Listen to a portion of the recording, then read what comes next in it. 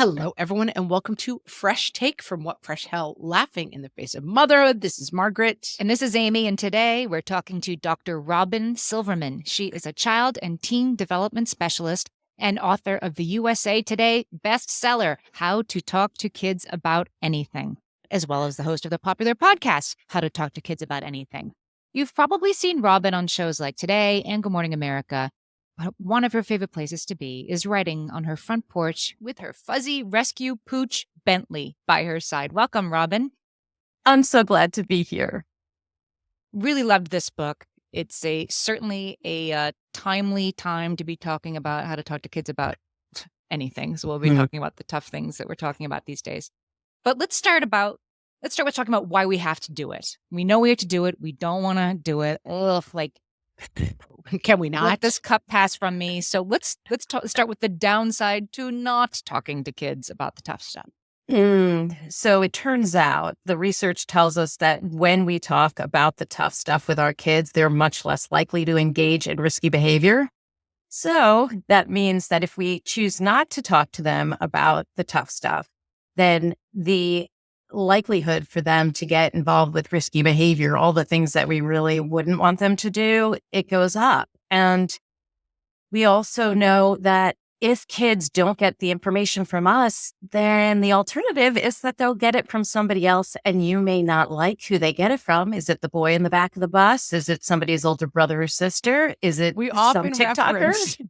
Amy would sit on the fire escape around the corner from school and be like, "Let me tell you a thing or two," and it was me. Lecture the other kids. It was if you don't want them leading. I was the birds and the bees deliverer. I broke the news to many a fifth grader, and with wild misinformation. P.S. Like I was wrong about many things. That's the point, right? If you don't want it to be the wrong information and you want it to be like, oh, my kid needs it through this lens, then you've got to do it. How important is it that it comes from us as opposed to another trusted source? I was talking to my daughter, who's 11, about an assembly that they had at school. And I was honestly like, oh, they're a little ahead of me here because they were talking about texting nudes, like kind of stuff that I would have thought. And she was being kind of funny about it. Like, what kid would do that? But I thought, well, actually, I've heard this advice before. You got to do it early. I was kind of surprised to hear that they were talking about that stuff to, early sixth graders. But I guess you got to do it. But I was like, well, I guess the school kind of took care of that. But I guess I have to do it myself too? Question mark. Yeah, it's if you want them to have the information before they do it instead of after, then you have to talk to them early on. Tricky. And no, it really feels a little icky. But also, to your question, if you have other trusted sources, that's terrific. You want to have the quote unquote village that can help. And I certainly do. You're talking about like aunts, uncles, really close friends. Absolutely. But you also want to be somebody who can say, I might not know all the answers, but I also want to talk to you about this. What do you feel about what you heard? Do you have any other questions? You can still be in there without knowing all the answers. So I want parents to realize that. I guess that's sort of a good door opening moment, right? I heard you talked about this at school. Yes. And that surprised me, but I guess it is time to be talking about that. And what have you heard? It's the perfect door opener to... Exactly. Easy for me to say, I realize. For what will be like the first of... You made the same point that we heard in the Puberty Podcast book a couple of weeks back when we interviewed those hosts, that it's not one and done. That these are... No, it's a series of little conversations along the way, because people will say to me, oh, I don't need to talk to my kid about sex yet because there's like only 13, which actually is verbatim what I heard from somebody. And actually, those conversations start extremely early. You think about body parts, consent, all those things that happen before you would get to the mechanics conversation. Those start really, really early. Same with death or failure or any other very tough conversation. Yeah. And I think, and we've wrestled with this before, that it's hard. You don't want to introduce information necessarily that feels scary, but you also, as you said, you don't know the day they're getting that information. And so it becomes really difficult. And I do think, especially you have little kids, you feel like your job is to shield them. But Mhm. then, you know, you don't want to be like, hey, we're having a nice Tuesday, but I could die unexpected. I don't know. Like it just feels like so heavy and difficult to get there. Mhm. But then people do die unexpectedly, or their friend's parent dies unexpectedly or expectedly. This stuff does happen. It's true. And these types of conversations are difficult. You think of your joyful child, you don't want to be introducing something so morbid, but that's our baggage about this Mm. information. So when we're talking about it, you might start with something like the leaves falling off the tree, the Mm. plant dying, the bug on the ground when you're walking in the park. It can be just part of the life cycle. Do you see that that bug is not moving? Do you know why he's not moving? And then go into when something dies, their body doesn't work anymore. They don't breathe, they don't eat, they don't feel any pain at all. Go right to the area that you think might be of concern. And then when somebody's dog dies, you have something to stand on before you get to why Buddy the dog died or why somebody's grandparent died. You're starting from the early conversations, almost what I call pre-talks, so that they're front loaded and they have a foundation. I just said to my husband the other day, it must have been easier when everyone lived on a farm. Like you saw everything. You know what I mean? Yes. Like, yeah, we're friends with the pig and then you ate the pig. And somewhere in between you killed the pig. Like it just feels like, and sex and like so many things just happen in front of your eyes. You didn't have to be Mhm. like, I'm going to bring this up today. Right. And it is our baggage, isn't it? I mean, there have been times I have to admit that, it's not, doesn't happen organically to your point before. And in my book, there is something that has been quoted back to me many times where I just walked up to the dinner table with my chicken parmesan and a side of, hey, a study came out that said that the majority of kids see porn by the age of 11. Have you? And it's like you had to get the words out as soon as possible so that I didn't go, oh no, I don't want to talk about that yet. So I was able to say it, but my kids were 11 and 12 at the time, and they were able to tell me, you know what, I Googled something popped up. I X'd out of it right away, but I didn't tell you because I was afraid I was going to get in trouble. To me, that's parenting gold. That's when they lob it up and you can talk about your values, because behind the facts, you want to be able to say, I want you to come to me no matter what. You'll never get in trouble for talking to me about difficult topics. That's what I'm here for. And you absolutely would not get in trouble for that happening. What I want you to do is come to me and say, this happened. What could I do to make sure that doesn't happen? And here's why this is important. Here's why we don't want to look at those images. Here's what it does to the brain. So it provides an in. And sometimes you do need to just rip off the Band-Aid. Well, there was a bit of research in the book that really surprised me and was sort of welcome news that when kids are asked, do you want your parents to talk to you about things like porn? Mhm. I would assume that they'd be like, no, never. That's a no That from me. you report in the book that kids sort of say like, yes, I wish they did Mhm. talk to me about suicide, sex, Mhm. porn, things that were like the last thing we want to talk about, the things they wish they could talk about with us. Yes. And I think that it is sometimes surprising for parents to hear it. But then in retrospect, if we think back, like, don't we wish that somebody talked to us about some of the topics that we didn't know about when we got into situations with a sexual situation, or we heard about a suicide? Many of us had no template, no information about these kinds of things. And now we have this gift of time to be able to talk to our kids about these tough topics. And then our kids get the actual information. They want to feel prepared. They want Mm. to be savvy. They don't want to be in the dark and go to a party and then all of a sudden somebody offers them a drink and they don't know what to say. My daughter actually talked to me in the car very recently. She's 14 and said, so if I was ever in a situation where I was at a party and people were drinking, and not now, but maybe like in the future, and then I was drinking, would you just be so mad? Would you be just so furious? that's the time that you can insert those values and say, you know what, I'm going to be consistent here. You know how I feel about underage drinking, but here's what I really would want you to know in this situation. I'd want you to call me day or night, 3 o'clock in the morning, 3 towns away, and tell me, can you come and pick me up?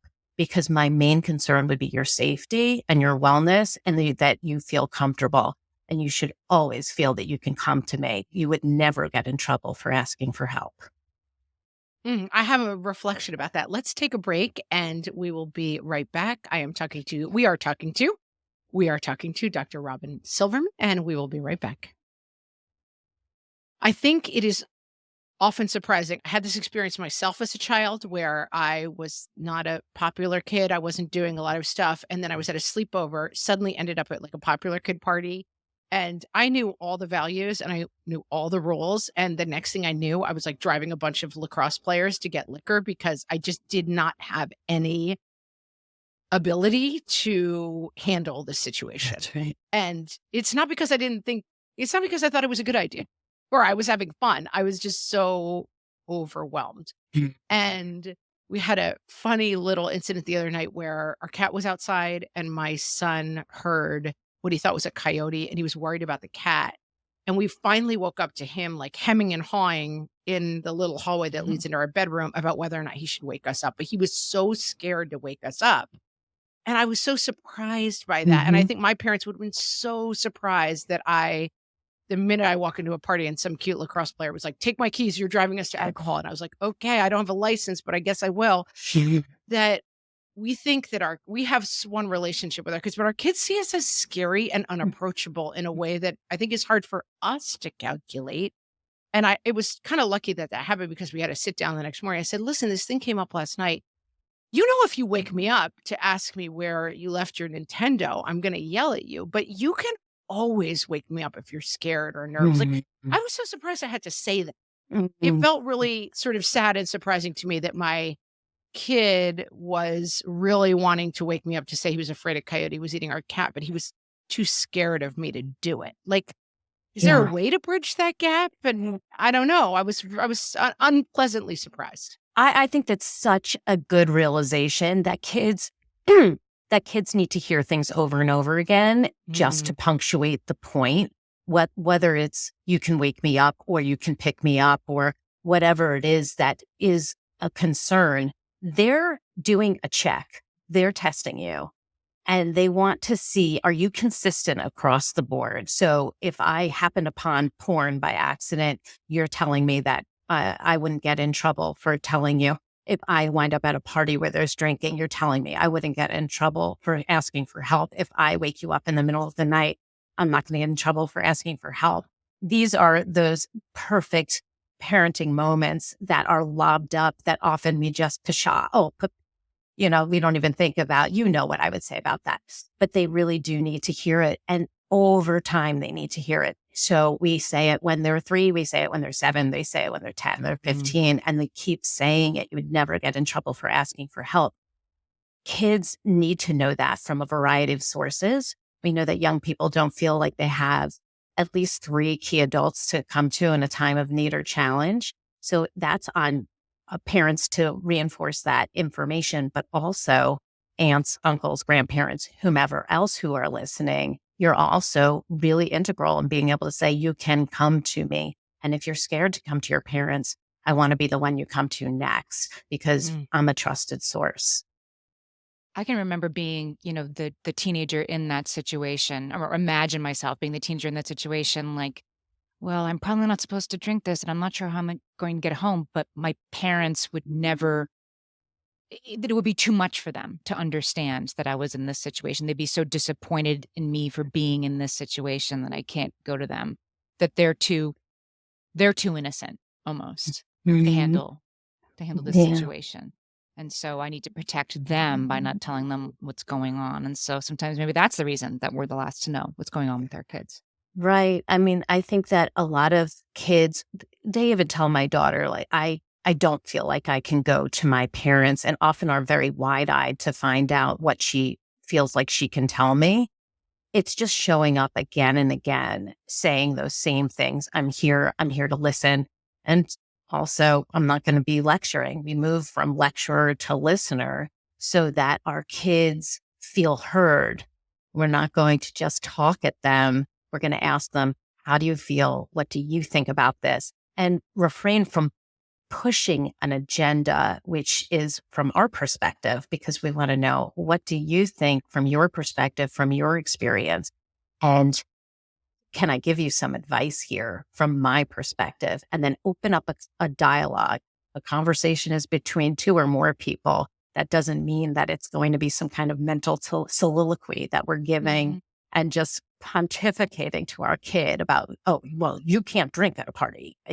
Yes, that may be a value that you have, but if that's the only thing you say in that moment, you've missed the opportunity to bridge that gap, as you were saying, and connect through conversation. And then I think sometimes there's a barrier in terms of consequences that we want to have consequences for behavior, but that we don't want to reinforce to kids that if they bring us things that we're going to be mad at them. And then this also comes up often with secret keeping. Like if I tell you something, will you promise not to repeat it? And I feel that I have to say, well, not if somebody's in danger or there's something, how do you bridge that gap between wanting to be a trusted adult, but feeling an obligation to either keep boundaries or not keep dangerous secrets? Well, the dangerous secrets, like I've been very open with my own kids, and I would say, I say this in the book as well, that we need to be very open with our kids and say, listen, if I ever feel that you are in danger or somebody else is in danger, then that's going to be my main interest, is to keep people safe. So I'm not going to check your phone on a day-to-day basis, for example. But if ever I think that somebody's in danger, I'm checking your phone. I say it like straight out. I don't feel like there's any, going around things. I don't want to be sneaking.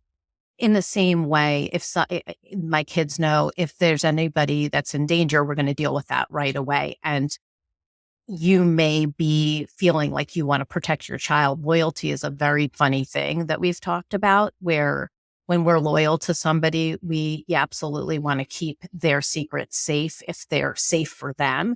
But if they're not, the most loyal thing you can do to a friend, because you are a friend first, is to make sure they're safe.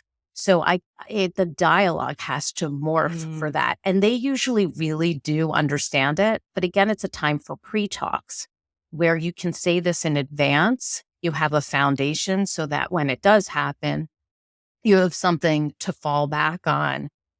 Even if people are listening and saying, well, I didn't know to have this, so now we're in this situation. Your kids are savvy and they know that in the moment, it may feel like a real pinch to release a secret. This friend of mine has an eating disorder. This friend of mine is thinking about ending their life. Yeah, they've been sworn to secrecy, but how will they feel 5 days from now, 5 months from now, 5 years from now, if they kept a secret that would end tragically?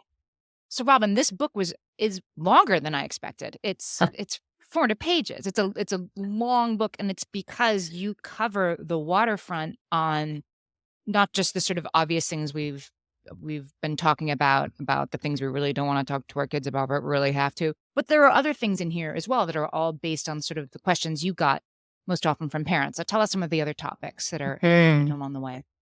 Well, friendship and bullying, because I was bullied as a child. So that was one of the ones that I really wanted to get in there. Mistakes and failure, is we live in a perfectionistic culture. We've got to talk about that. We've got a pre-talk. We got a post-talk. We got to talk about it during. And I also talk about money, how to talk to kids about money. We know that kids often don't have a foundation of how to talk about money. They don't know how to deal with it. And if we don't talk about it, then they go off to college or onward after college, or they go off to work and they don't know what to do with money. So those are 3 examples of things that we haven't talked about yet. Big feelings. It's so important these days with anxiety and depression, and understanding you can express your feelings.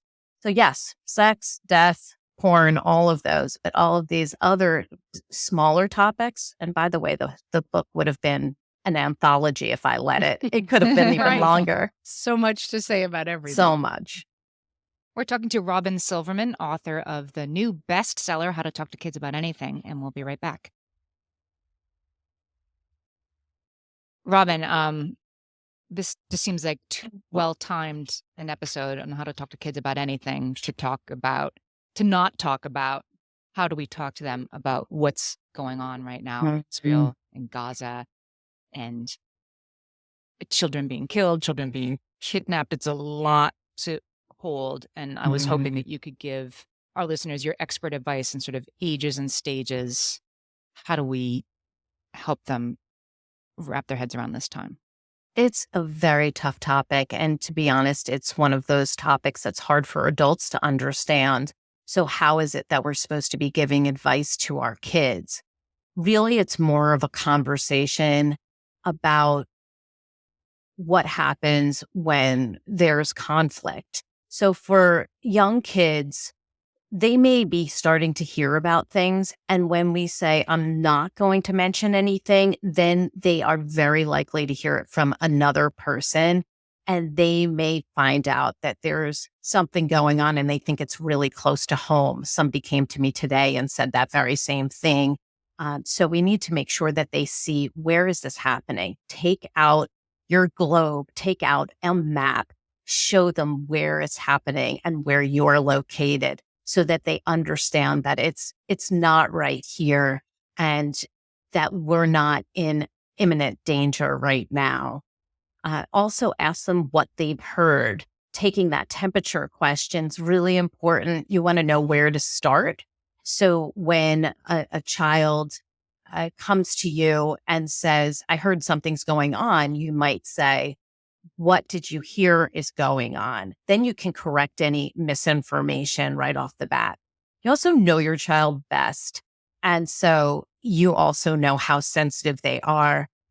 Putting up images and having all the news on is not a good way for kids to receive information unless they're the kind of person where you're sitting with them and you're watching a news station you know is not going to show them very sensitive information. So something that is put out for kids online to help explain the situation. Maybe they're very visual. Maybe they do want to see a little report, but you have a trusted source in mind before.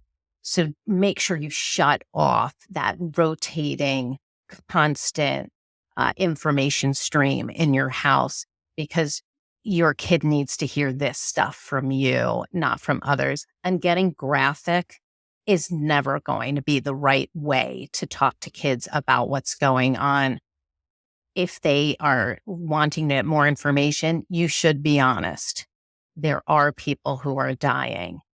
And there's also people who are trying to save lives. These are the people, as you hear, let's look for the helpers.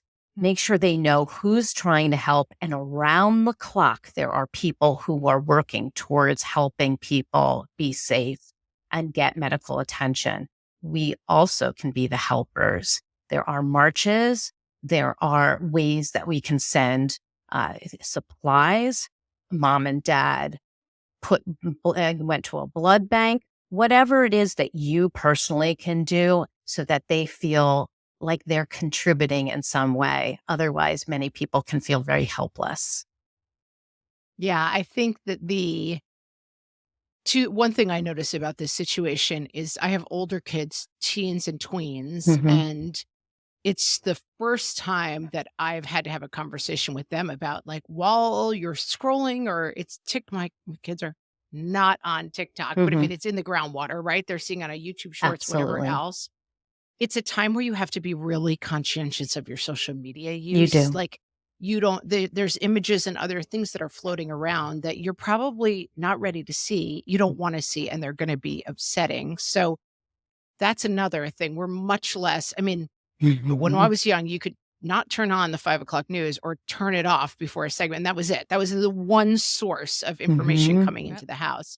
Now it's coming like through the walls, it's on You are every right. app. And I think that again, a situation I didn't necessarily want to bring up, but I found myself saying, "Hey, you haven't heard about this yet." I think it happened, maybe it began on like a Friday. We were into the Mhm. weekend, and I said, "We need to sit down and have a conversation about this because I want you to be much more careful on your phones right now. Mhm. And you're going to start hearing about it on Monday at school. And there may be, and it's not because they're terrible people, it's because they're curious, people who have seen things that they want to call you over and share. Like you have to really put some Mhm. guards up right now Mhm. around the images that you are allowing into your sphere. It's a little bit easier with little kids, but when you're dealing with teenagers, it's very hard to keep this stuff out, I think." I want to highlight what you're saying because that is a very good point. When I have tweens and teens as well, and I feel that it's incredibly important to say you can be in control of what you see. You don't have to be a mindless recipient of what's going on. And also to your point that people will be hearing things at school or otherwise, and some people will disagree with the values or what we are saying here in our households.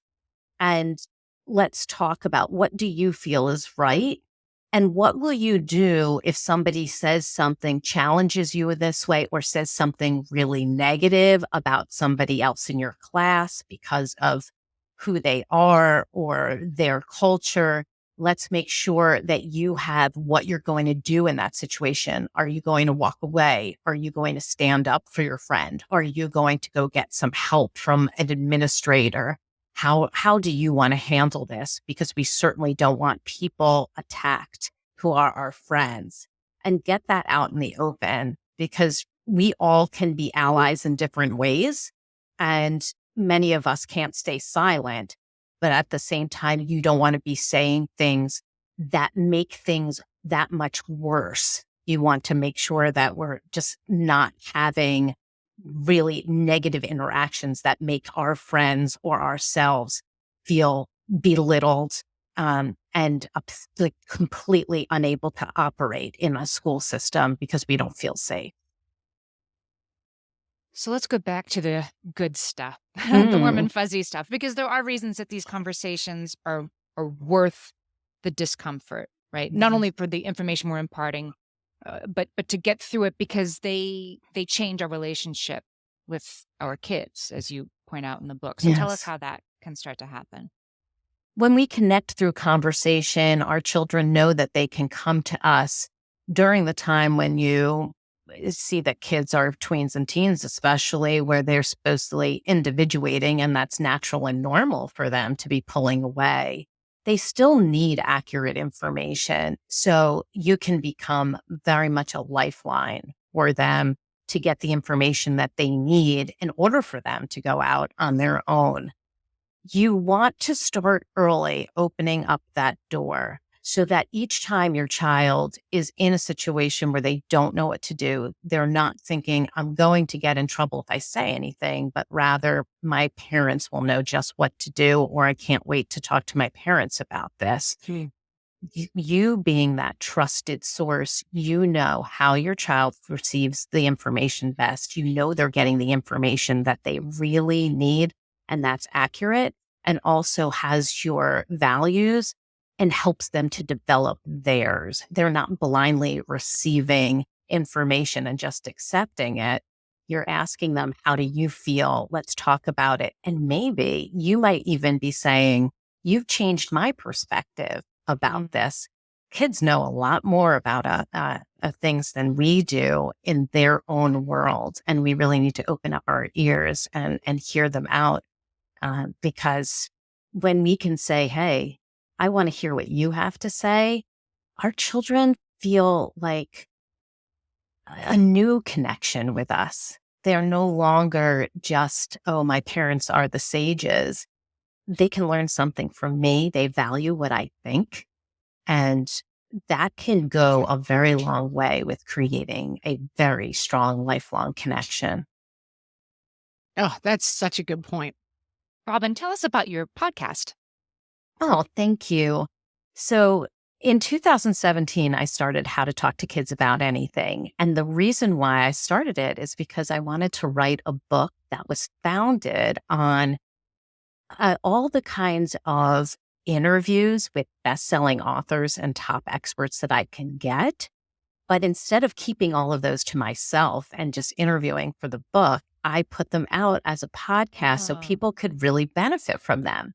The way I think about my podcast is me providing the full child development pie, all the different areas that we need to talk to kids about tough topics, from sex to death to failure to money and everything beyond. And all the people who come on, these experts and best-selling authors, they provide the very deep slices of that pie, the very strong research perspective, experience that allows us to really expand our minds. So by the end of the podcast, and then by the end of listening to this every week, we really have a very expansive set of knowledge and skills, strategies, tips, scripts that we can use with our kids. It's like a master class in how to talk to kids about anything.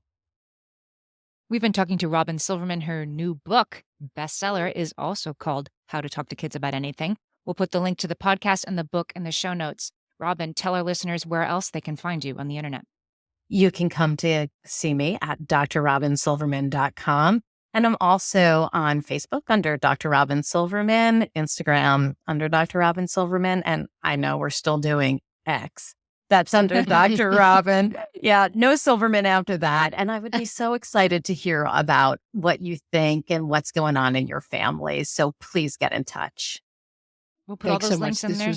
Sorry, go ahead, Amy. We'll put all those links in the show notes as well. Robyn, thanks for talking to us today. Thank you. This was a great conversation. Thank you. So much fun. Great having you.